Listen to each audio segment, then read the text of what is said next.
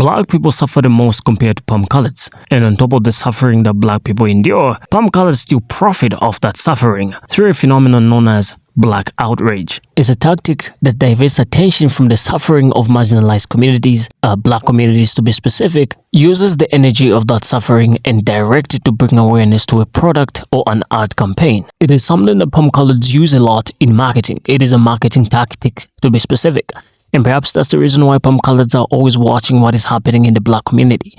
You know, they're always listening and always being the first ones to share and creating podcasts, talking massively about these phenomena that take place in the black community. It's a strategy that they've created for their own success, the benefit of the suffering and the pain of the black community. Maybe it's because of black outrage as to why palm coloreds expect black content creators and influencers to market for them freely, because they feel that black people have been doing it for a long time without question. Why not do it for a couple $100 when they have been doing it for free? So there's conversations that was started by Fanita in regards to how black influencers and content creators are not getting paid, and everybody is sharing their story. But I don't think y'all are ready for the brutal, honest truth on why brands play in y'all face like that. You're not. I actually have a 7-minute long video that kind of breaks everything down from a macro perspective, because I look at it macro. Number one, black people look at things in a vacuum. I have been saying for years that black outrage is the most effective, successful, and cheapest way to market your products. Euphoria, Tarte, Gucci. Gucci was the very first brand to inadvertently create black outrage. And this is why years later, I still scratch my head at why do black people still rock Gucci? Why do black people still wear Gucci? Because black people can't stand on business. You really can't. Y'all bitch and complain about, oh, woe is me, and they don't want to pay me, and they don't want to do this. Why? For what?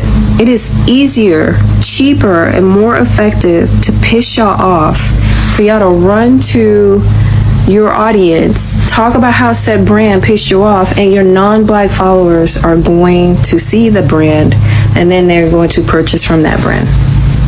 But y'all not ready to have that painful conversation, that the toxicity that I have been calling out for years on this platform has now entered into the find out stage. See, y'all around, and now y'all about to find out.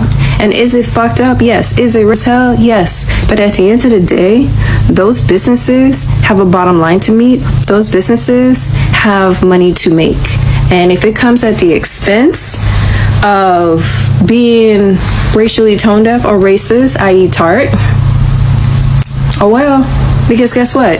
It is cheaper to send a handful of black creators to a trip than it is to pay them. Y'all can't stand on business, and it shows with Tarte. This is why I just wrote every single black makeup influencer off. Like, y'all can't stand on business. Why are y'all still wearing products and endorsing products that have made it painfully obvious that they don't work with black people? So what if the formula is good? So what if the product is good? There are other brands that has a diverse shade range that caters to the black skin tone, but you want to support Tarte? Y'all can't stand on business. So it is cheaper and more effective to just not pay you, because pissing you off will still get me my bottom line. And when I say me, I'm saying it as a business. I'm saying it as a corporation, because y'all can't stand on business.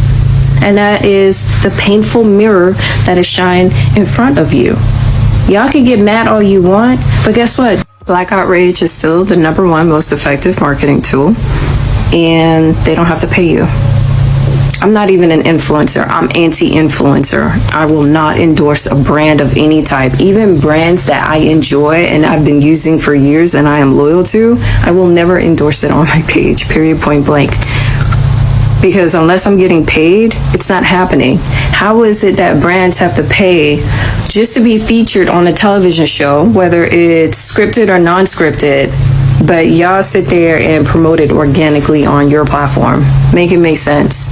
If you've made it this long, I hope that you have taken into account what I'm saying, because this is just a small piece of a much bigger issue when it comes to the Black collective, and how the toxicity inside of the Black collective has actually hurt us when it comes to building infrastructure, when it comes to equal pay, when it comes to all the other aspects of it. It blows my mind how Black women are the most educated demographic, but yet the least paid. But that's for another video. Because a lot of this that's happening is self-inflicted. So there's conversation. I declined a $7,000 brand deal. Let me tell you why. First things first. They wanted perpetual rights. Baby, if you want perpetual rights, I need perpetual coin. If you are not willing to do that, you need to change the usage. If you're not willing to change the usage, baby, we can't do this partnership. One thing about me, I'm not afraid to say no. I don't give a damn if it's $10,000, $20,000, baby. If it's not what I deserve, I'm saying no. And you wanna know why I'm saying no? Is because when I say yes to opportunities that are not in alignment with myself and not in alignment with what I deserve, I'm blocking opportunities that actually are in alignment. And I'm basically saying, yeah, I'm willing to settle for it because it's a quick dollar, right?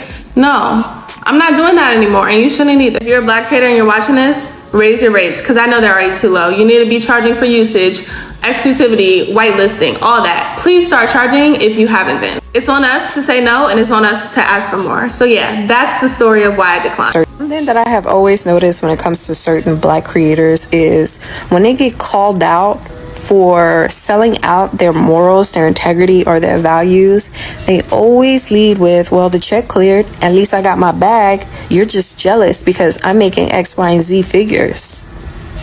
Okay. I'm going to put this disclaimer out because a lot of people tend to follow me, but they don't really pay attention to the content that I make. By all means, I am not some holier than thou angel. I do not believe in left and right, black or white, top or bottom. There's always a middle ground. Always. I have this philosophy in business. How much corruption are you willing to tolerate in order to get to where you need to go or accomplish what you need to accomplish? How much corruption are you willing to tolerate? Now, what you're willing to tolerate may not align with mine, but stand on business with it. Okay? If it blows up in your face, quietly take the L, stand on business, and shut up. But don't come back and be crying victim and woe is me. And we need to come together as a community, because where was that same smoke and energy when you was getting paid? Where was that same smoke and energy when you was getting that bag? That's my only thoughts and 2 cents on that. Fanita is not the only content creator / influencer that I've seen that sold out. She's not the only one. When certain Black makeup influencers went to Bora Bora for that Tarte brand trip, I wrote them off. I completely wrote them off. I called them the pick-me's of the makeup influencer community, because that's exactly what they did. Pick me, choose me. Never mind the fact that Tarte has explicitly shown Black women and Black people who wear makeup that they don't give out Black people, and Black people are an afterthought. As soon as their bottom line started to get affected, that's when they started to give a about Black people. Go back and watch this creator's video. I just want to talk to y'all for a second. I come from the background of corporate America. I was recently the purchasing director for 2 hotels and 10 restaurants. When y'all reach out to these brands, or when they reach out to y'all, do y'all look at their board of directors on that about us page to see who's running this company? Because despite the words that they have on their website, despite what they tell you, when you look at that board of directors, it's going to tell you a lot about who's running that company, how they're going to treat you, and give you insight about the people as a whole.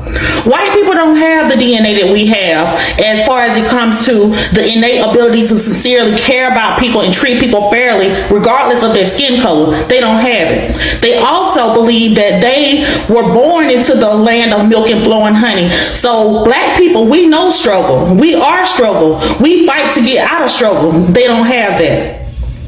They don't have the ability to even consider the struggle that you are in. They can never relate to it, and so they'll never treat you fairly. Color people don't understand the sufferings of Black people the same way that somebody who's rich doesn't understand the sufferings of those from the ghetto. Like, have you had a rich friend that would come over in your city or your town and you're just trying to relate with them, but they seem like they're from another planet? You're having the same conversation with them, but it's not relatable. Everything that you're saying just seems like it's going over their head. Maybe it's not even a rich friend. You know, maybe it's just somebody that is doing well in life, or somebody that has money, or they're doing all right, and you on the other hand, you're having a hard time trying to get by. There's always that difficulty in trying to share opinions with this kind of a person, especially when they've never suffered the way you've suffered. I know we're black, but not all black people have suffered the same. Not all black people experience the same sufferings. There are some or a portion of black people that have lived lavishly for a long time, from generation to generation, in African countries, even in Western countries as well. So when you're having a conversation with such a person, there's always that thing where it seems like you're just talking to yourself. When it comes to discussions between black people and palm color people, it's the same. I remember there was a time we did a video about a black person who was trying to tell his palm color friends about the racial inequality and injustice he's faced in the country that they were living in, or in the city that they were living in. A city that they went to visit, I believe it was in Europe, in London. I don't really remember the location. But they said the friend was trying to tell his friends to say, you guys, I'm having a hard time here trying to get by. I'm facing racial inequalities, racial slurs are being thrown up and right, left and right, everywhere I go. And he was trying to tell his friends if they've had challenges in the same city that he was in. And they told him, no, we haven't had a hard time. What are you talking about? It's that thing. He wasn't able to relate everything that he was experiencing from a basis of being black with his palm color friend. And that's when he began to realize that actually my friends are more privileged than I. And he couldn't help but wonder that color was the reason why his friends were more privileged than him. So there's that distinction between black and white people, regardless whether you are friends or you fancy yourselves as relatives. I don't know how that's possible, but maybe. So let's talk about black outrage, the new marketing technique. Following Chadwick Boseman's passing, many people, especially members of the black community, felt saddened to see a cultural icon go suddenly. We took to social media to grieve collectively. However, not everyone on social media shared the same sentiment. Many seemed more concerned about the future of Black Panther than the fact that a real person has just passed away or got unalived. Most notably, Screen Rant, a news source focused on television, film, and related content, published an article titled, Can Black Panther 2 Still Happen?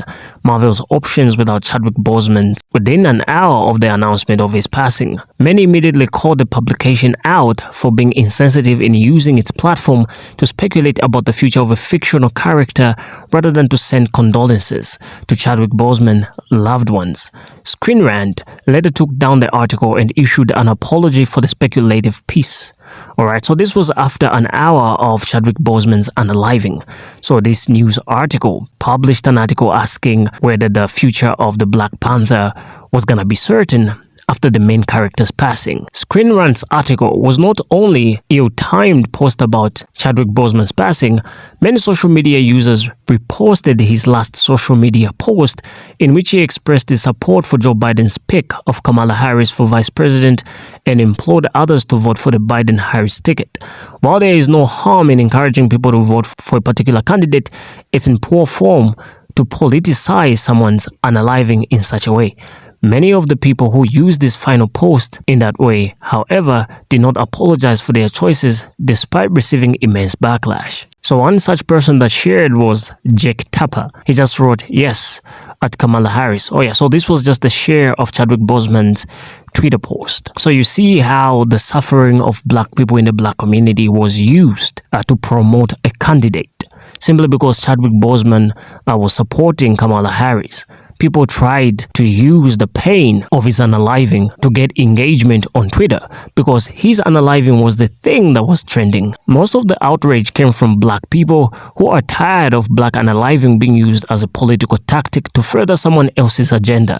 The response in the use of Chadwick Boseman's passing as a marketing and campaigning technique adds an example to a recent phenomena called black outrage. Black outrage, to put simply, is exactly what it sounds like when black people become outraged by something, usually on social media, and share it with other black people. Sharing these posts and articles, although not ill-intentioned, allows them to reach a broader audience and consequently advertises the initially offensive thing for significantly cheaper than it would take to promote properly.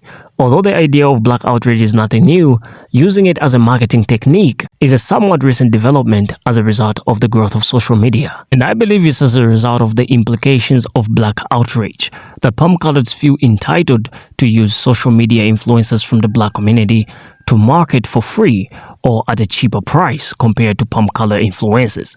because we've had a lot of black people that came out on social media saying, if I knew, I wouldn't have marketed for this company. If I knew what they were paying palm colored influencers to market for them, I wouldn't have done it. They just sent me a prize, or they just sent me so much dollars, which wasn't enough looking at the efforts that I put into this. So I think palm colored people are feeling entitled and privileged to use influencers from the black community because of black outrage. Because it's something that they've been benefiting off for years. It's something that they use in media representation. And that's how black outrage was established as a marketing technique. But that being said, we have reached the part of our video where I say goodbye to you. Now leave your thoughts in the comment section and I would like to hear from you. Please like, share and subscribe. I'll see you in the next video.